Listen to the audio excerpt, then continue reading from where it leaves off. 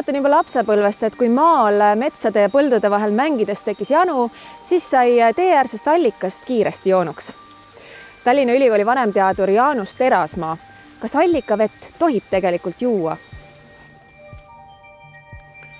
Lihtne vastus sellele küsimusele on ei. Aga nagu elus ikka, pole kõik nii lihtne.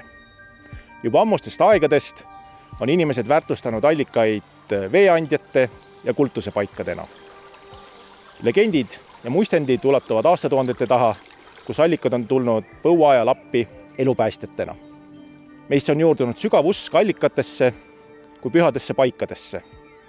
Olgu selleks siis nende tervendavad omadused või võime tulevikku ennustada. Palju müstilist on allikatega seotud ka tänasel päeval.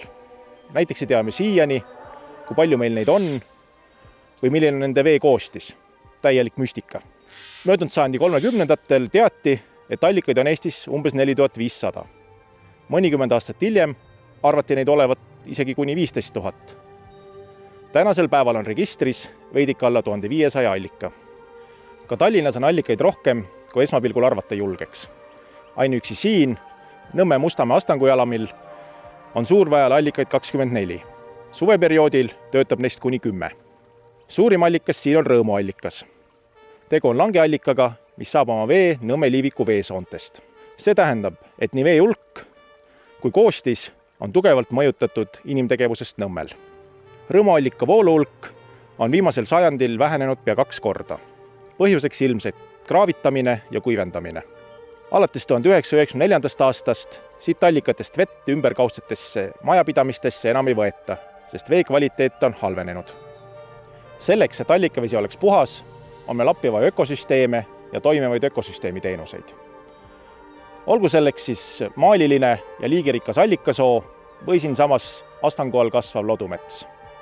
Loodusliku veepuhastuse toimimisel on mõju meie kõigi igapäevaelule. Olgu selleks siis vee hind, mis meie kraanist voolab, või teadmine, et allikavesi on puhas ja me saame seda kasutada ka tulevikus põua või mõne muu suure häda puhul. Praegu see informatsioon puudub. Me ei tea, milline on vee koostis ja mis seda mõjutab. Me ei tea, kui palju võib seal olla taimekaitsevahendite jääke, toitaineid või baktereid.